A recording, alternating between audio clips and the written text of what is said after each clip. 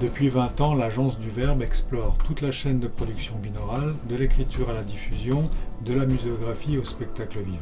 Bienvenue dans Teardrop. Bonjour et bienvenue dans cette série de tutoriels articulés autour de la reprise en binaural de Teardrop du groupe Massive Attack. Nous allons voir ensemble les principaux outils pour déployer le titre dans l'espace 3D. Dans cet épisode, je vous propose de voir tout d'abord ce qu'est le binaural.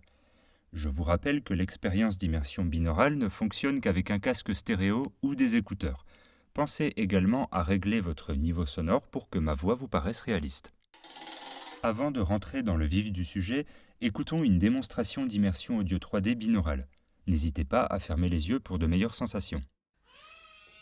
Des valeurs de 110 dB ne sont pas rares, c'est-à-dire très proches du seuil de la douleur, et d'autant plus difficile à supporter que la bouche de l'enfant ne sera jamais loin de votre oreille quand vous essaierez de le calmer.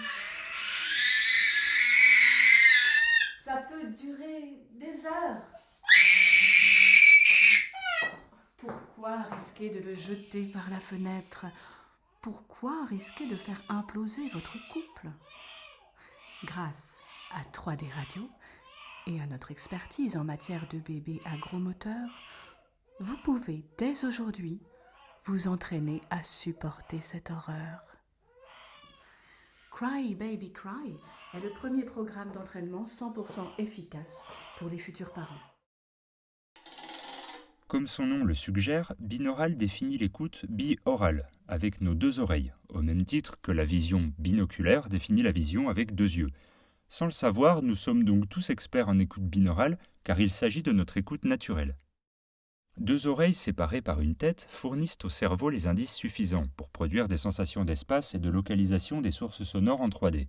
Pour le comprendre, il faut se représenter que notre présence corporelle dans le champ sonore le modifie, interagit avec lui, si bien qu'une même source sonore, un claquement de doigts par exemple, n'arrive pas au cerveau dans le même état selon la direction d'où ce son provient. Ces transformations apportées au champ sonore par l'auditeur, c'est ce que l'on appelle la fonction de transfert relative à la tête, l'HRTF, Head Related Transfer Function. Cette fonction de transfert repose sur trois indices. Indice de temps, indice d'intensité et indice de fréquence.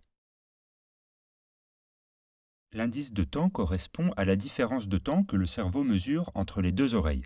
Si le claquement de doigts a lieu à gauche, ce signal arrive plutôt à l'oreille gauche qu'à l'oreille droite. Ce premier indice de temps, le delta T, permet de situer la source sonore dans le plan horizontal. Le delta entre les deux oreilles est faible, de l'ordre de 0,8 à 1 milliseconde, mais notre cerveau est parfaitement capable de le mesurer et d'en tirer une information spatiale. L'indice d'intensité correspond à la différence d'intensité sonore que le cerveau mesure entre les deux oreilles. Si le claquement de doigts a lieu à gauche, le signal est plus fort à l'oreille gauche qu'à l'oreille droite. Ce deuxième indice, le delta I, permet lui aussi de positionner la source sonore dans le plan horizontal. Le delta d'intensité entre les deux oreilles est de l'ordre de 20 décibels max. Et enfin, un indice de fréquence, qui correspond à toutes les différences de réponse fréquentielle occasionnées par l'ensemble du corps, plus particulièrement le torse, la tête et les pavillons d'oreilles. Notre présence dans le champ sonore va induire des modifications dans notre perception du son. Autrement dit, le claquement de doigts n'arrive pas au cerveau avec la même couleur sonore selon qu'il provienne de droite, de gauche, de l'arrière ou du devant. Notre oreille, plus particulièrement, est un système non linéaire en fréquence. Le pavillon externe est un objet acoustique complexe. C'est un réseau de diffracteurs, résonateurs et réflecteurs qui induit des changements importants et précis à partir de 2 kHz en fonction de l'axe de la source. Ces changements peuvent être des amplifications ou des atténuations en fonction de la fréquence et de l'angle d'incidence de la source. Par exemple, on pourra constater une atténuation au niveau de la fréquence de 10 kHz. Dans cette représentation dynamique d'HRTF, on peut voir la réponse en fréquence mesurée à chaque oreille. Courbe rouge pour l'oreille gauche et verte pour l'oreille droite, pour une source sonore en mouvement autour de la tête. La source sonore couvre tout le spectre des fréquences. On peut constater l'effet des deux indices, d'intensité et de fréquence. Lorsque la source sonore est exactement dans l'axe de l'oreille gauche, c'est la courbe rouge qui va le plus haut en ordonnée sur l'axe de l'amplitude en décibels. C'est donc ici l'illustration de l'indice d'intensité. On constate également, sur l'axe des abscisses, une perte importante aux alentours de 6 kHz sur l'oreille droite, typique de l'indice de fréquence lorsque la source se situe dans l'axe de l'oreille gauche.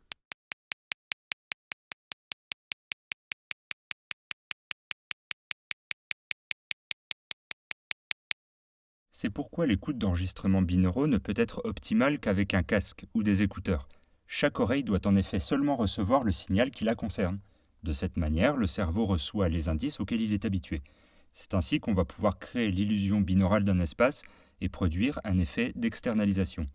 L'externalisation, c'est la sensation pour l'auditeur que les sources sonores proviennent de l'extérieur de son casque.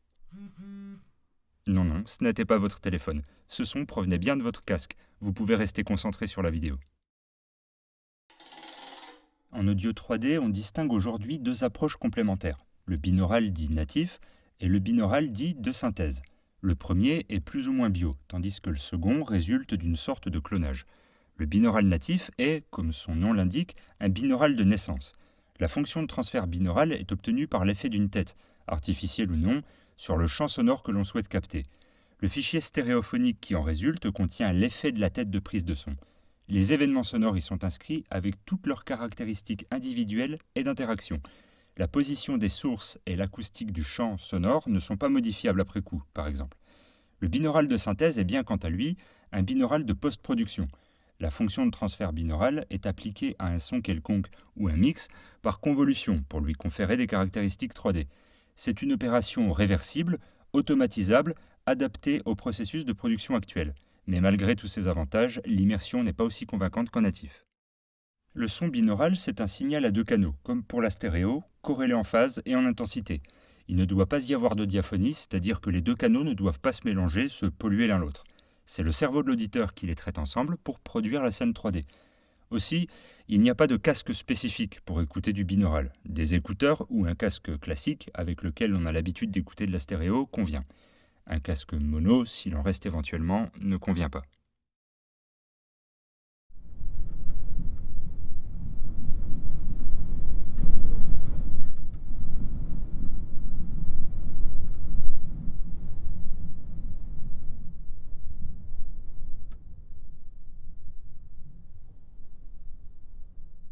Concernant le matériel en binaural natif, il existe plusieurs solutions. Vous pouvez tout d'abord utiliser votre propre tête avec des micro-miniatures que l'on vient positionner directement dans les oreilles, comme ce modèle M2 de Fechter Audio.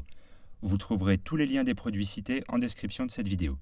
Dans le même principe, vous avez aussi les micros Ambeo Smart Headset de la marque Sennheiser. Vous positionnez les micros dans vos oreilles et vous avez la possibilité de les relier sur iPhone uniquement. On peut citer également les micros 4560 de la marque DPA. Enfin, l'autre solution en binaural natif consiste à mettre en œuvre une tête artificielle. Une des grandes références en la matière, c'est la KU100 de la marque Neumann. Vous pourrez également trouver des modèles de mannequins binauraux chez le constructeur Ed Acoustics ou encore chez le constructeur Grass, notamment avec le modèle Kemar. Ces modèles sont plutôt destinés au monde scientifique et industriel. En termes d'immersion, c'est actuellement avec le binaural natif qu'on peut obtenir les meilleures sensations. Tous les indices concordent et fournissent au cerveau de l'auditeur une expérience proche de celle de l'écoute naturelle. Des sources réelles dans une réalité acoustique. Les déplacements d'un acteur ou ses micro-mouvements de tête, par exemple, sont très crédibles.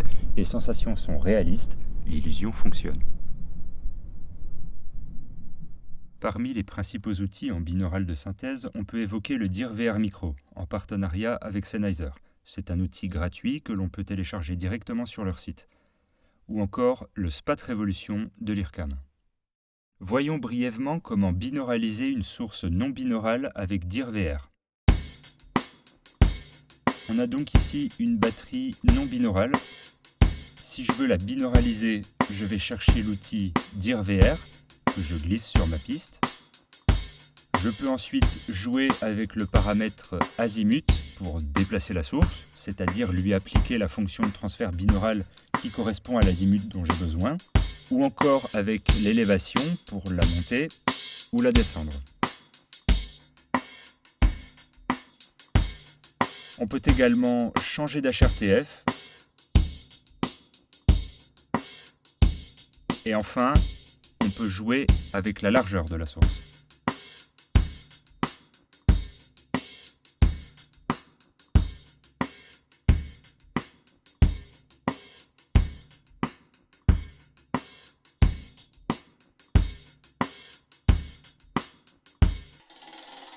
Avec le binaural natif, on ne peut pas modifier la scène sonore après sa captation.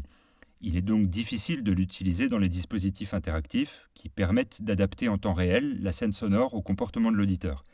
Si l'on souhaite capter un espace sonore en 3D et pouvoir ensuite manipuler l'espace, il faudra s'orienter vers des systèmes non binauraux, des arbres microphoniques ou des capteurs ambisoniques. La traduction binaurale qui peut en découler est actuellement moins riche que le binaural natif, mais elle présente l'avantage d'être interactive à l'aide notamment de head tracking, c'est-à-dire le suivi de la tête de l'auditeur. On peut ensuite appliquer une HRTF binaurale sur le flux ambisonique.